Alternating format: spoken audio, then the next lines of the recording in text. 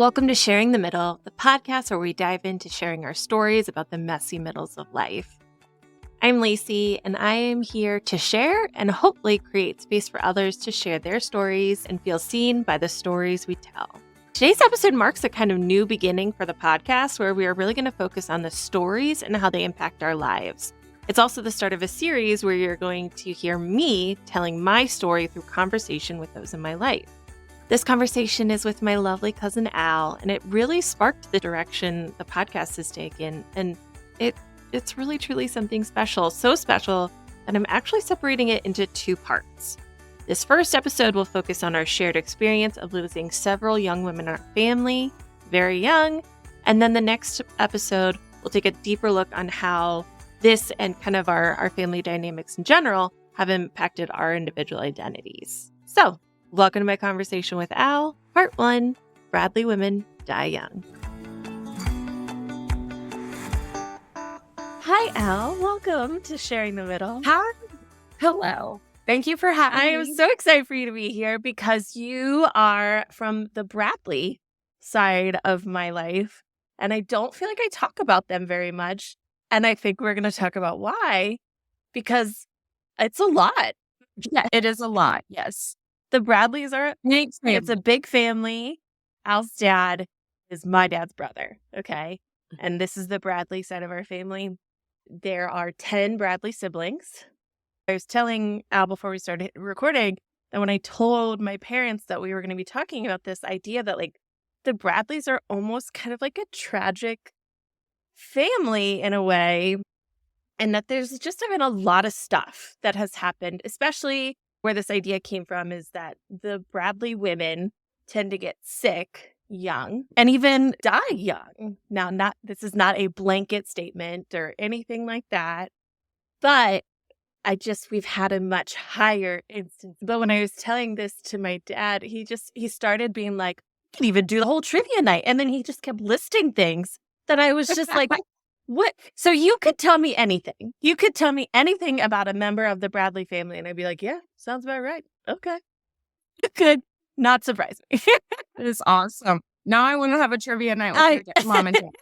And I will say what I appreciated about this conversation is that he was so frank because we don't talk about these things. This is not, right. We don't really acknowledge it. We don't really talk about it.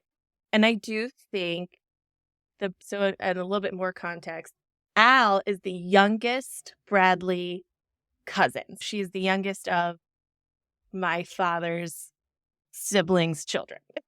And so Yes. I think you have I'm only a few years older than you, so I am similar, but I think you have a very unique perspective in being that youngest person because you experienced a lot of that change very young. Because the Bradleys were very tight for a long time when we were younger. Sure. And then it fizzled and it wasn't as tight. And if I'm honest, we're probably just closer to what a normal family is as far as extended family seeing each other, and it's not unusual. But when you put in this context of a family that goes through a lot of sadness and tragedy in a way, it is disheartening. So I suggested this topic and Al was like, yes. And I am so thankful because one, your perspective. Two, you're like, we'll talk about it. And I am so excited. But three, I also think you have another perspective that you are, in my opinion, the best at still staying connected to all of the different parts of the Bradleys. I do too. I try my hardest. And you do a great job. My mom was like, I admire her for how good she is at that. I thought you would appreciate that. I do. I love your mom. We love Aunt Carolyn. She's the best. She's the best. Yes. And so I hope that you see that effort is seen and appreciated and recognized because, like I said, I think you are the right person for me to have this conversation with. Because you do that and you put in that effort. Thank you. I appreciate that a lot. Yeah. I was afraid to send you my idea, but then you came back with, I love this. So I would just like to hear what you thought of after that. I started to think, honestly, we just have to just dive into it. It might be harsh for some people, but unfortunately for us, it's not. But I immediately thought of all the cancer that we have had in our family, especially with the women. And unfortunately, the death mortality with that is more that are gone than are alive. My oldest niece is the only one that has survived it. And so that is where my thought process went. And then it went to all the different things that we have. Some of us have PCOS. Some of us have, I personally have endometrial hyperplasia. A lot of us get migraines. A lot of us possibly, I don't know who has gotten checked and who hasn't, and the BRCA gene. And I have gotten. you have. I do not That's have awesome. it, which I think is really That is interesting. great. Because you would think I would have it, but I do not have it. Because again, for our listeners, we have our grandmother got breast cancer young. Mhm. She beat it, but then Yes. she died later of cancer in her 80s. One of our aunts got colon cancer, fought it for a long time, but then did end up dying from it. I think she was in her late 40s, early 50s. I don't remember the exact. That was young. I don't really remember. Oh, yeah. that one. I love her so much. I'm named after her. I know. So But I was like, we're going to talk about Kitty. So we'll talk about Kitty more. Our cousin Natalie, at the age of, she was 17, which was she 17 or 18 when she was diagnosed with leukemia and passed the following year. And then I just feel like it's like that. No, I'm like, we have 3 or 4 more. I know. And then our cousin Emily, who is older than us, but was in her 30s when she passed from ovarian cancer, again, after a long fight. And then Al said her niece had leukemia, but beat it. So she was very young when that happened. She was too. But so you can hear from that, it's like, it's a lot. Is Erin not in there? I thought that's how she passed away. I didn't count her in because she wasn't young. Gotcha. I was counting the young. Right. Gotcha. Okay. Gotcha. Sorry. Because the grandma got her breast cancer young is why I put her in that area. Which, let's just take a moment to talk about what a badass Grandma Bradley was. She had 10 kids. Her husband died when her youngest was 6. I think that's how old Lane was. Got breast cancer. She just was I still can't get over 10 kids. But just the amount of things, and she kept it going. And she also was an orphan herself. She took care of her younger siblings when she could and got out of the orphanage. Our story is also a little tragic. It's so cool. Very unique.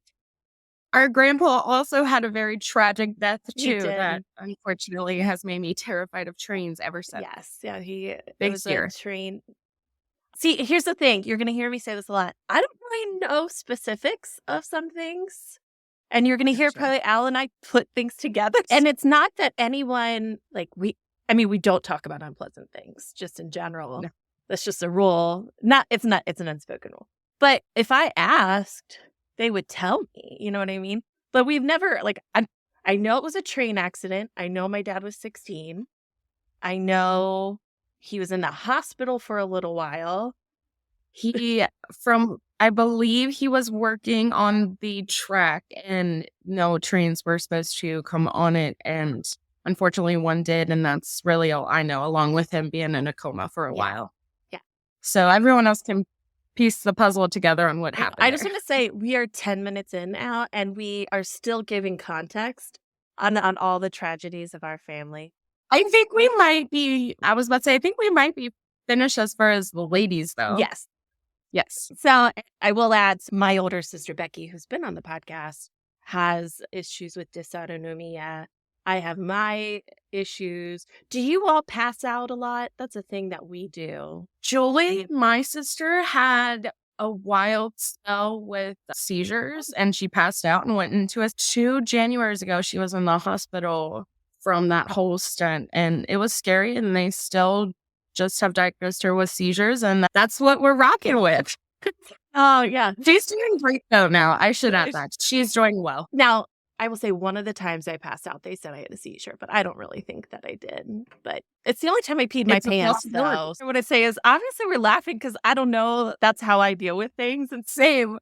I'm tired of crying, so I just laugh. yeah, And my friends are like, "Why are you laughing?" And I'm like, "'Cause it's it's funny." bizarre. It is almost sitcom like. And oh, it's another thing. Okay, Right. Bring it on. there's a lot. There's a lot here. Yeah. That's It okay. is. It's our reality. It's really funny because in my current, like, diagnosis journey, which if I get diagnosed with something cool, this is my reality. But my neurologist is like, "No, there is something in your all's genes, and you're gonna find it." Please, please do. I mean, I hate that you have to be like the guinea pig, but you got this. If I can, and that's kind of had been my feeling of this all along, is, okay, if I can go through this and someone else doesn't have to, cool.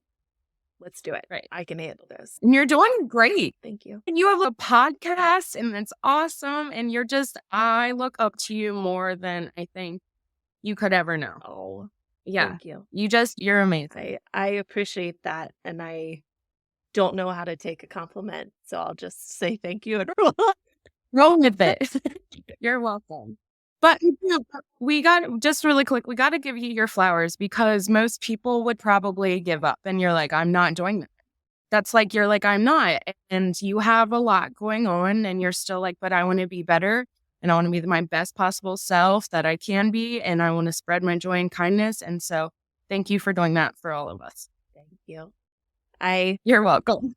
It sometimes feels like I'm screaming into a void, but then other times it's like, "Oh, okay. One person likes it, so that's fine. Let's keep rolling." For sure. I enjoy it. I think now we have all the context. Let's go back to my question. There's all these things. I wanted to talk about it. You thought about the young women. And then you're right. The more that you think about it, the more that comes up. I don't know, like, gentle ways to ask this. So we're just going to go in. I figured we would talk about our experiences with some of these, especially the women. Because, for example, our cousin Natalie, she was in between you and I in ages. So it went Nat, or it was me, Nat, as far as ages go. We were the youngest three. And you two were very close. We were. Yeah. Yeah. I talk to her every day still. Do you? I talked to her this morning. I talked to everyone and just be with us. But yeah, especially her, I talk to her every day. Talk to her every day. I love that. I think, I'll be honest, I'm a little jealous of that closeness because we were the family, like, we did sleepovers and that kind of stuff. We would always be going. And so, like, I have those memories and that kind of stuff. But I do also have this, frankly, this idea in the back of my mind that I'm like, would Nat even like me now? Oh, she would like me. I'm a likable person. Okay, I get that. Yes. But I do really wonder. And I think that's the hardest part for me is I would have loved to see her later in. I would have really loved to see what she did because she was not like everyone else. She was a drummer and marched to her own drum in a lot of ways, beat, drum. I don't know the right term, and so I think about that a lot. I just really wonder what life would look like today. I do too. This is how I picture it because she was also an artist as well. I have one of her paintings and it is like my most prized possession. And I picture her in New York, and it's probably like a wild thought because she probably wouldn't like a lot of people, but I just feel like there would be so many opportunities for her there and she would just thrive. But I could also be completely wrong and say she would follow in her brother and father's footsteps and be up in DC and just changing the world because that's just who she is. She was one of a kind for sure. So much. I want to make sure I give you space to say what you would like to say. We were very close. I have a lot of good memories with her. But I also, there are the ones that don't go unforgotten of the hospital days. Yeah. Cincinnati Children's was amazing. I don't know if you knew this, but they always made sure that Nat and Alexis's rooms were always together, always next to each other. That was really cool because they had to change rooms, just I think like sanitary reasons and whatnot. But yeah, they always made sure that their rooms were next to each other.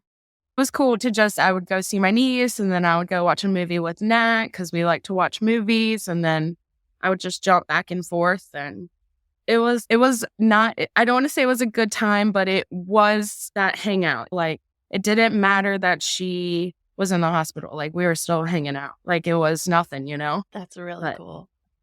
anytime I see those really big blow up blue or like green aliens that you can win at a fair, I think of her because we walked up to that big church that's like right before their street entrance and went to a festival. And we were always hanging out at family events and making burnt CDs and just like playing with, do you remember her I dollhouse? do. The best dollhouse. I do. And even though she doesn't like the typical person that would play with dolls, I was like, this is just the coolest thing now. I do. She taught me about Pokemon. So now whenever I think about Pokemon, I think about that. And That's awesome. Does Isaac like Pokemon? Joe does. That's even better. Joe like when Pokemon Go was big, he got into it and then stayed into it longer than most people. Every once in a while, I still see a pop up on his phone. I'm like, okay, cool. My partner does that too. We'll be out and I'm like, what are you doing? And I'm collecting Pokemon. And I'm like, okay, I support this. You got it. I probably get a little bit more grumpy about it because I'm like, what are you doing? A child is running away. I thought you were watching them. It's not this good. It's not the same. But yeah, so like whenever I think of Pokemon, I think of her. I struggle too because this is where we're going to just throw things out. I feel like for some reason when Nat died, a lot of the Bradley family closeness went away too. Yes. And I just wish I could understand that better. Because I think people are always like, oh, these are the things that bring people together. And I'm like, maybe the third time. But not the 30th. It drops off. I don't know. I would agree with that statement. And then I would especially say after Emily's passing. Yeah. Because she was really good at staying connected with everyone too. She was. So I would say after her passing as well, we all definitely only see each other at holidays, and that's sometimes, and that's some of the people. Yeah. But you are correct. You would think that death, and especially all the death that we saw and like the type of death that we saw, we would be closer and there for each other. But people deal with things in their own way, even within like my immediate family. As people get older, people aren't always as close. So, oh yeah. And I also think I've been thinking about this a lot more now because since I've had kids, it gives me a different perspective of like what it was like for maybe my parents or whatnot when they had kids.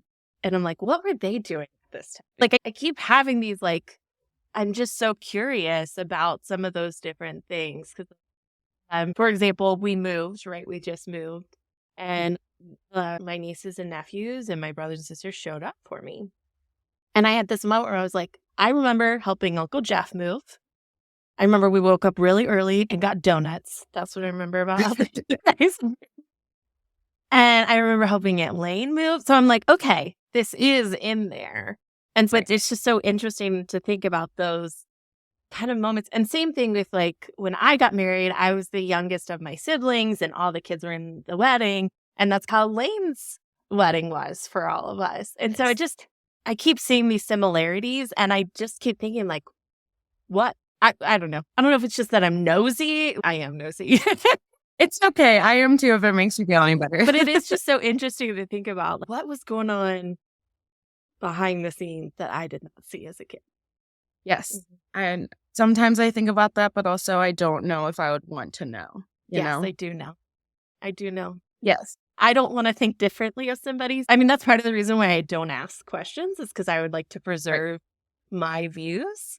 I was thinking before I got on here today about actually Christmas and how we all did stay the night. And I think that would be cool, hypothetically, one last time to get all the cousins together. But I know that isn't, the case. But they were great times. Yeah. Eventually, I mean, speaking of you, me and Nat, I'll never forget the time where you just got so upset because we wouldn't stop talking. And you wanted to go to bed so bad, and we just would not stop giggling. And eventually you were like, I'm just going to join in the conversation. And I'm pretty sure I know my sister came in, but I want to say our cousin Erin was there too, and she came in. And then one of your sisters came in, and we just stayed up all night long talking because you were like, well, I'm not getting sleep. Yeah. And then just waking up and smelling the big breakfast that our dads put on every morning. Oh, it was great. And even though those traditions can't carry on, I still like to think that like we can bring that into, at least for me, I don't have any children, my nieces and nephews' life. Like I can still show up for them and show them some of the joy that we all had. Oh yeah, you are a much better aunt than I have ever been. I don't know, but thank you. I really appreciate that. I needed to hear that from someone, even if it's from them. Our Aunt Kitty was my godmother, and someone very special to me because she always made me feel special. And she was that cool aunt who went off and did things. So she lived in Palo Alto near San Francisco. She always knew how to give the best gifts. And she always still gave me a gift for Christmas as her goddaughter. She gave me the entire Mary-Kate and Ashley VHS set of all of their movies. Wow. And I was just like, this is the best gift I've ever gotten. I still think about that gift. That's a great right? gift. And we love them. We loved them so much. I watched those movies all the time. And Kitty had the pulse on things because I don't remember telling her I loved them, but man, she got me the entire library. She got me. She listened to Backstreet Boys when I was into Backstreet Boys, those kinds of things. And I felt very close to her and that kind of stuff. And so for me, I don't want it to sound like I miss someone more, but for me, I think a lot about, I would have loved for her to have been another person in my kids' lives as like a honorary grandma, or because when she passed, her husband did say something to me once of, oh, she really thought of you as like an extension of the closest thing she would have to a kid, which I could cry right now. And I did. You were super close. Yeah. I wish I would have gotten the years that you got with her to know her. I know. And so it's also silly because you're named after her. She was called Kitty, but her name was Allison. It's very confusing. All of their names are very confusing. Not all of them, but we have a Lane. Yeah, but her name is actually like it's so confusing. Really. Yeah, I actually have one of Lane's paintings around here. Anyway, but I was always like, but Allie's named after her. Which is so petty. Kids are so dumb. I'm so sorry. And we have our second cousin is named after her as well. Emily's daughter has an Allison. Yeah. Allison has always been on the list of things I'm trying to name children of mine. Allison and Catherine, because her name's desperately, I've been campaigning to have a kid and we name her Kitty, and Joe has not been on board, but if I ever get pregnant again, it's going to be a campaign I continue to do. I'm Team Lacey. I'm here for this. One of the biggest gifts you could ever give me is telling a friend, coworker, loved one, family member, anybody that you know that you think would enjoy the podcast about it. We're a little operation, and just you sharing with one person will make a huge difference for us. So if you have some time today, take a minute, share Sharing the Middle with someone in your life, and hopefully they'll start sharing the middle with us. You mentioned Emily was really good at keeping in contact with everyone. You're really good at that. Kitty also was very good. Even though she lived far away, she did such a good job of still staying connected to people. And obviously, so you're talking about the gifts that she gave me and how special she made me feel. So I am very biased on that. But I've heard multiple people say, oh, we talked to Kitty about this. And I'm like, you talked to Kitty? Tell me about when you talked to Kitty. And I just definitely become like this kind of figure in my head of, I don't even know the right words now that I've said it. when you say you talk to Nat every day, I talk to Kitty a lot.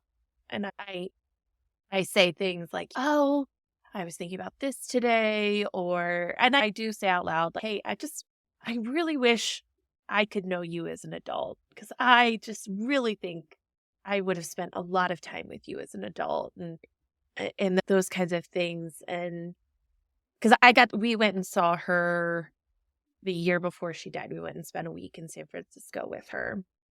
And I am so thankful for that trip because, one, I got to see where she lives, and That it is was as so cool. cool I as didn't if know you've that. ever if it I don't think I don't know who all went there, but it was a very small house in Palo Alto next to Stanford, and it was exactly what you think it would be, of, like, really earthy and cool. And I just remember, and again, maybe this is just me, I was a freshman in high school, and it was, like, the coolest thing I'd ever done. And so, yeah. I didn't know that. That is cool. Yeah, it is very special to me because I think that's probably the most time that I got to spend with her, like, one-on-one. And, like, she took us around San Mhm. Francisco, so one of my favorite pictures of mine is I have a picture of her and I in front of Golden Gate Bridge, and it just means a lot to me. And so I do. Yeah. I feel like a lot of people have a person I think for you, obviously it's Nat, but that's their person Mhm. that they talk to in the afterlife, and Kitty's my person. That's awesome. I'm glad that you got to have that experience. I am a little jealous. Yeah, That's really especially you talking about being a flower child. People, what was the name that they called her? It was like something bird. Stylo It was a oh, bird. no. Yes. Yes. So she Yes. even had, like, another name to Great. represent All that. she had so many Yeah. nicknames.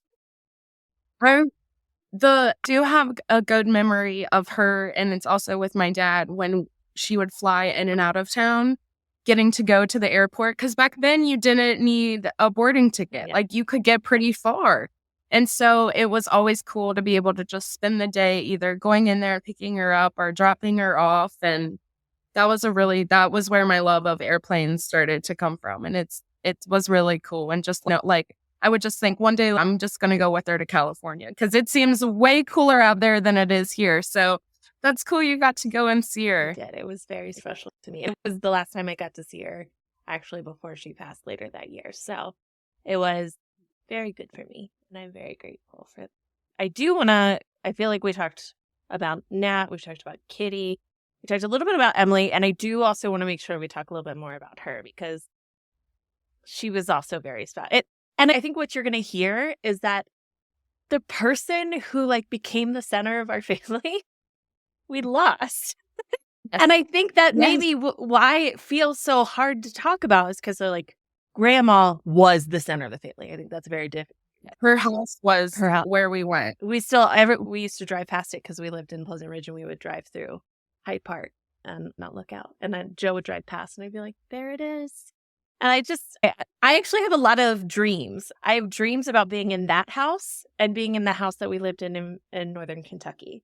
Those are where I physically I remember that that is house. where I have when my dreams take place and I know where I am, it's in one of those two places, which I think is so bizarre. That's so warm. It always smelled like Christmas because somebody was always cooking. Yeah. It was just She great. always I was telling this to my dad the other day too. She had the best movie collection. I feel like I sound so materialistic, but when you're a kid, like, those are the things that you think about, and she had all the Mhm. Disney movies, and she would sit there and watch them with you, and Yes. I always loved that about her. She was a badass in a lot of ways, and I don't even feel like I'm the right person to talk about it because, whew, Right. yeah. But, like, she passed, and you've heard us talk about how Kitty very much was the central figure in our family, and then she passed. I think everyone felt like they had a special relationship with Nat because she was so different. She was also very quiet, but she also had that same ability to make you feel seen that I think both Kitty and Emily had. And so I think about it more and more. I'm like, did we just always lose that, like, central figure? I don't know. I know. They were really good. Even thinking about it, like, I'm like, I had a special relationship with Emily. I'm sure everybody did. Like, I loved my relationship with Emily. She helped me so much. This is a funny story, but sad. She came over to my house one day because I just wanted to talk to somebody. And she drove there, and it was a good thing she was there because she was like always there for me. But my rabbit died. And it was just like the wildest thing that she was there though for. And I will never forget that. But she always was just there for you, at least for me anyways. And she was especially there for me during like Natalie's funeral and Mhm. stuff and just everything after that. But I don't know, she always just made me feel seen and heard, and I always just felt very close to her. Yeah, the more that we talk, I think I'm realizing the reason why these particular we love our family. Like, I don't that's We do, and we we love do. everybody and that kind of stuff, but I think these particular people were so good at that making you feel seen and special in their very own unique way. Because I remember being at Uncle Bill's house for a 4th of July, and Emily and I walked around the pool, and she was telling me about berries. So it was just I remember very specifically.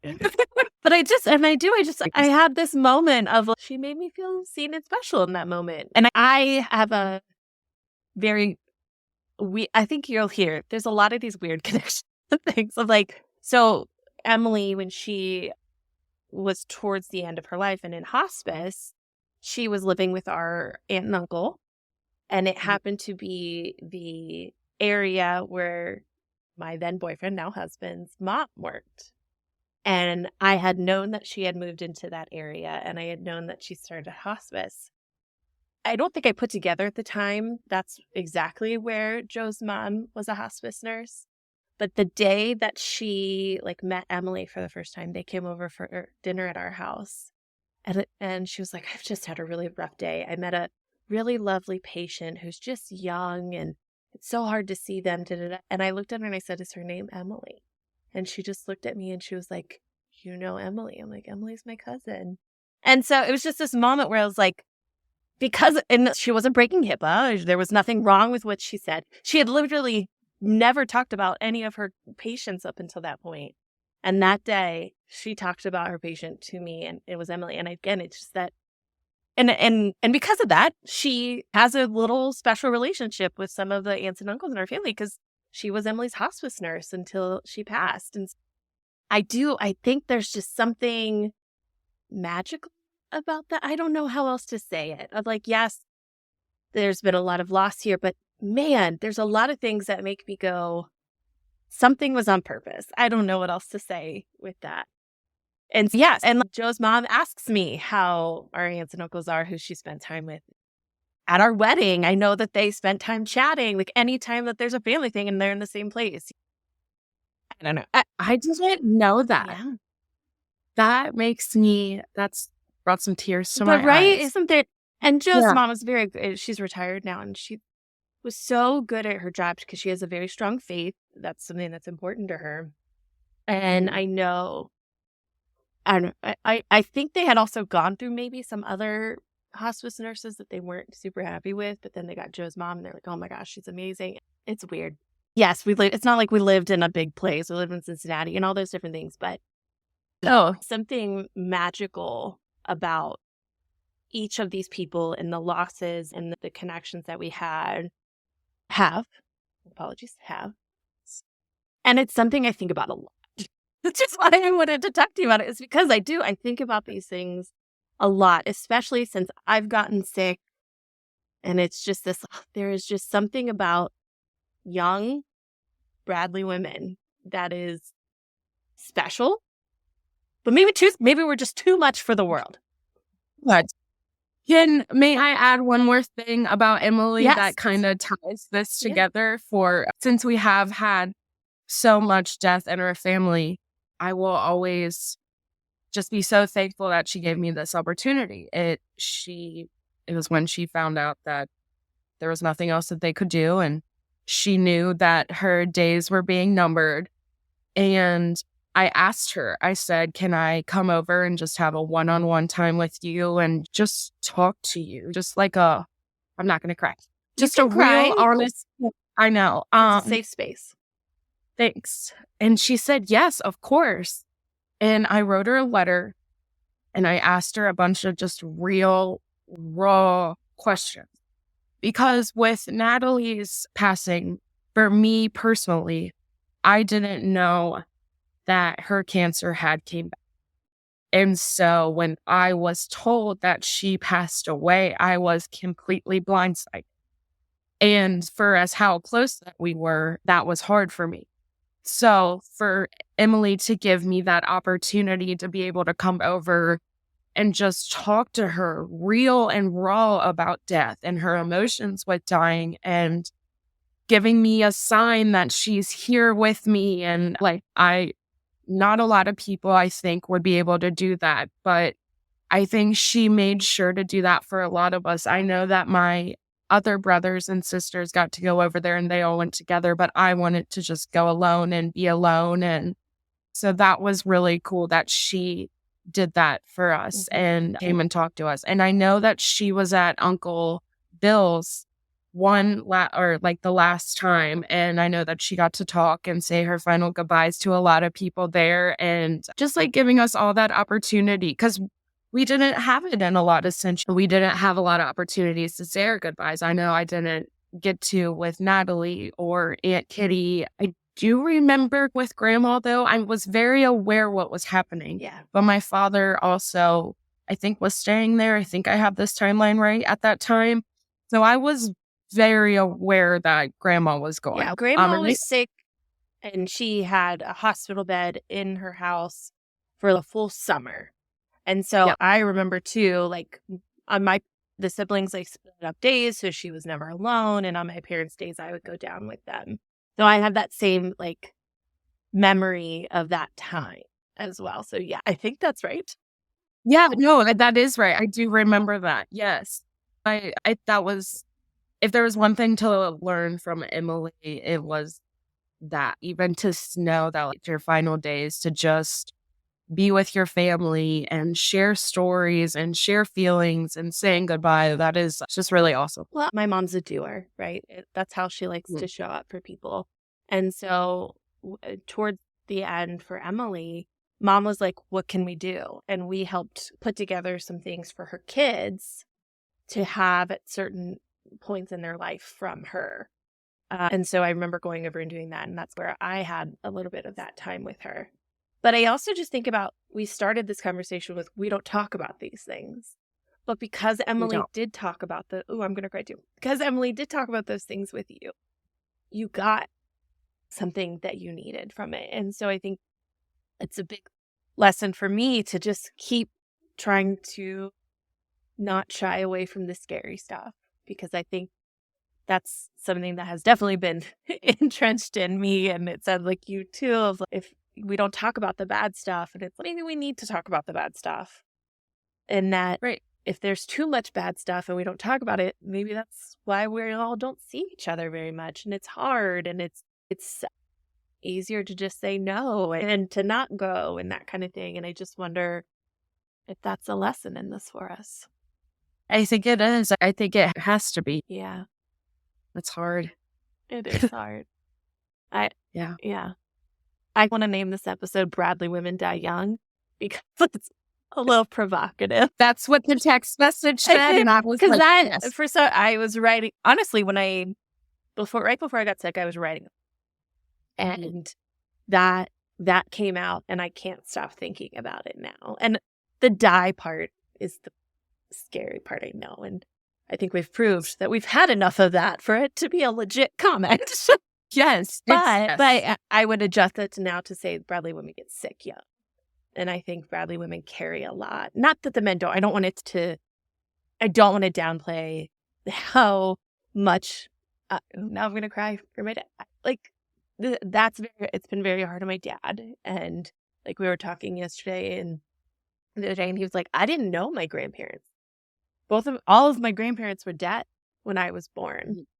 And so to hear him say some of those things, I wish we would have had this conversation 10 years ago. I think I understand a little better of why certain things happened and that kind of stuff. We have my brother Brendan's wife, Erin, has said that since she has met him, she has been to more funerals than any person that she has ever met. Yeah.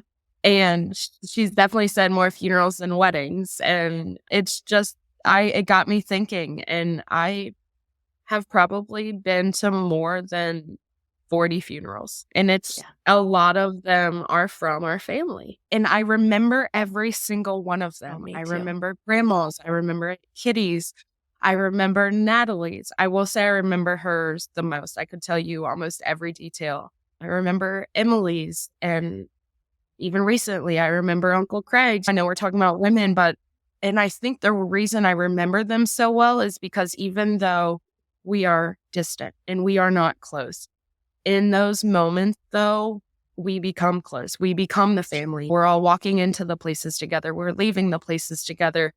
We're probably going to Uncle Steve and Aunt Rita's for after dinner and stuff like that. And that, I think, makes us special because in that moment, we are really there for each other because we know the other person gets it. It's okay to cry at a funeral. It's also okay to laugh at a funeral. And I get you in trouble because I make faces. that was that, I'm sorry, but it needed to happen. Yeah, you got me in so much trouble. Whole row in front of me just turned I around and know. just gave And me it was all Bradley look. the aunts giving that Bradley look that it's like terrifying because they got it from grandma. And you're like, I just Right. was sitting here making faces. And Becky's Right. all of a sudden the best Catholic in the world saying all the prayers and shit. I'm like, what? I think it was Amy though. Because it was, and you just kept looking at her like, what? And she's like, I get with church. Oh yes, but yeah, that got me in trouble. I got a few words after that funeral, and I was like, "I'm sorry, Lacey's funny. I don't know what you want me to tell you." I'm one of those faces that I can't control sometimes, and it just gets written all over it. Yeah, and this is why I will never sit next to you again. And I don't know why, but like all the cousins were sitting next to each other, and sometimes that happens, and sometimes it doesn't. But yeah, after that, I didn't sit by you at the next one. I will say something that there is always like a really funny thing that happens at one of, usually for me, it's like the process of getting from the church to the cemetery, because most of our funerals are Catholic and the family gets to be behind the thing. And we are always in the longest procession. And shit goes down in that line of what's going on, who's going where. And then there's always like one jerk who like tries to just become part of the line so that they can. And it's just that it is always the most stressful, but also you just laugh like stupidest shit happened from the church to the right.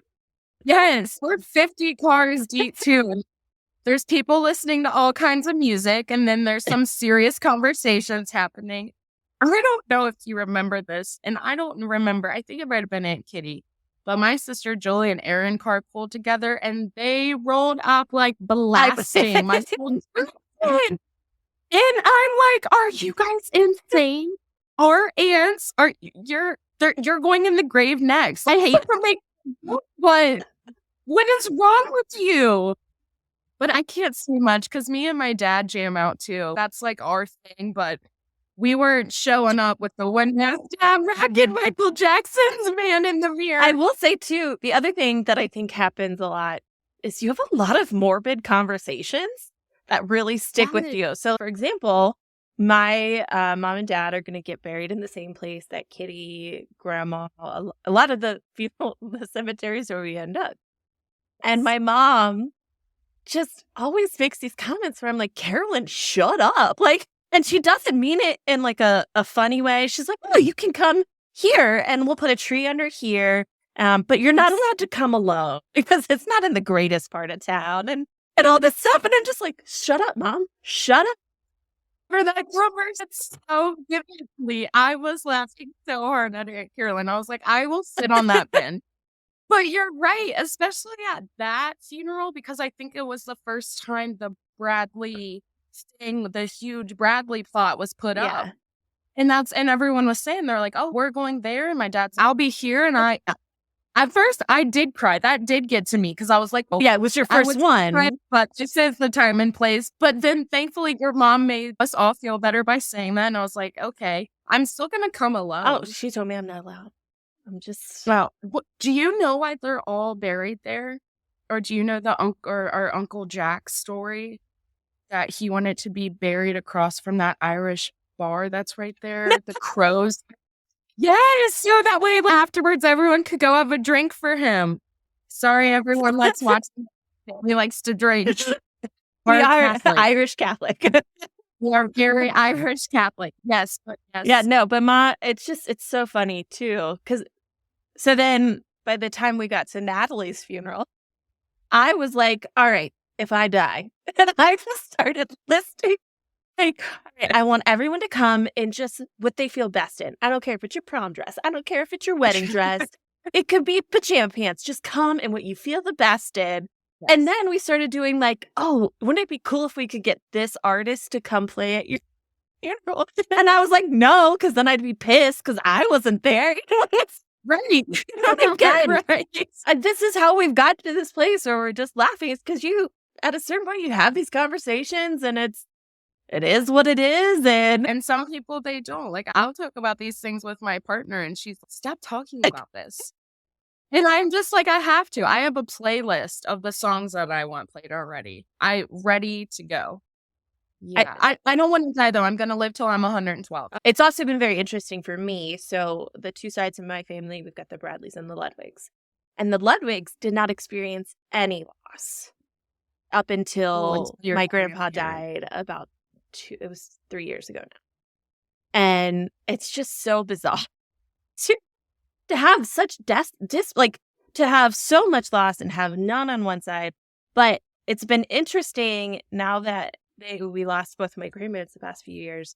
And I don't know if it's just because my parents are older when this happened. My parents have been doing a lot more of we want it to be very clear when we die who gets what. And I'm just like, shh.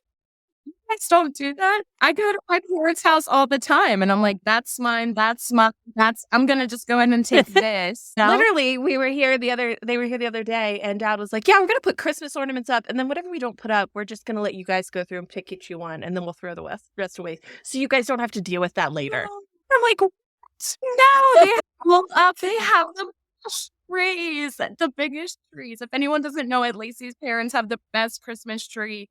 It is the best part of Christmas. There is nothing better. I still am amazement how they get a tree in there. The past 6 or 7 years, they've gone to an artificial, I think it's a 12-foot tree. But we used to every year.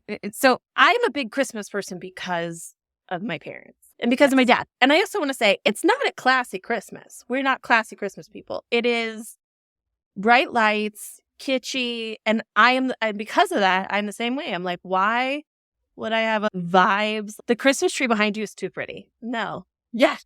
That's not mine. Too pretty. I know. I'm like a 90s Christmas. Yeah, but we used to go cut down a tree. So I'm the youngest of 5, and we would all go cut down a real tree together.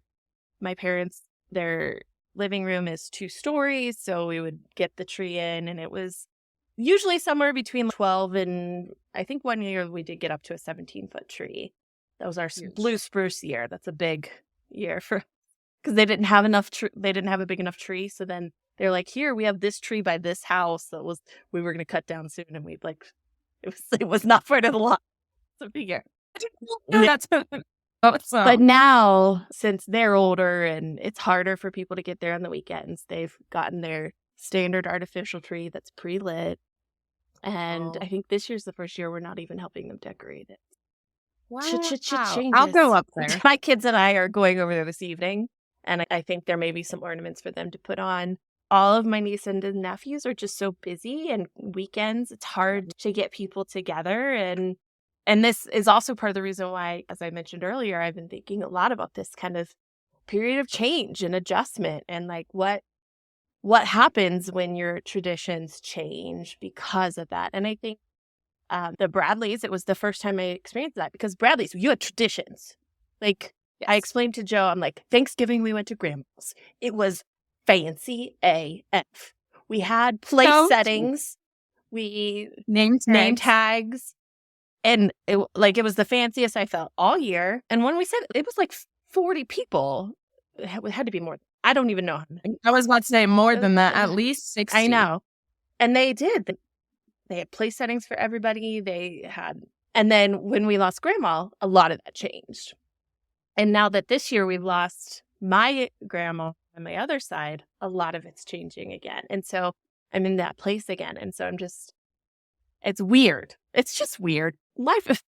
It is. But I compare it to Joe's family, and they don't have as entrenched, we do this here, we do this here, we do this here, we do this here. And it's just weird to go to that. I don't know. Life's weird right now. Life is chaos. Thank you so much for talking with me today. I don't think we've said anything that would upset people a whole lot. I hope not. I feel like we've been very reserved. Well, and I think that's something that I've been really trying to dance with doing this podcast and sharing in general of, if I'm sharing my emotions and perspective, it's okay. I can tell the facts of what happened and I can share my emotions and perspective. But when I start going into somebody else's experience that I'm giving an opinion on, when I'm sharing someone else's experience that I am like a really peripheral figure of, that's also been really hard with my kids, of like, how much do I share about my experience as a parent without sharing my kids' stuff? And so same with Joe, because Joe is not a person who puts anything out there. Because I'm like, let me put as much out as possible. And so that is a dance that I've been doing. And so that's why I say I feel like we've done a good job of saying, this is the experience, this is what happened, and this is my experience of it. Great. There's going to be a whole lot that we don't know about.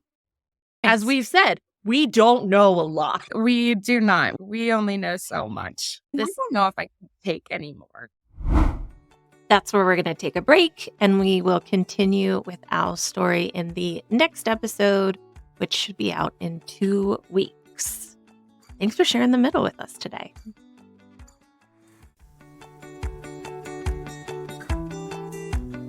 Thanks for sharing the middle with me. As always, I hope you've been able to see a little bit of yourself in the story we shared today. Don't forget to follow, share, rate, review, and follow me on social media at Lacey Shares.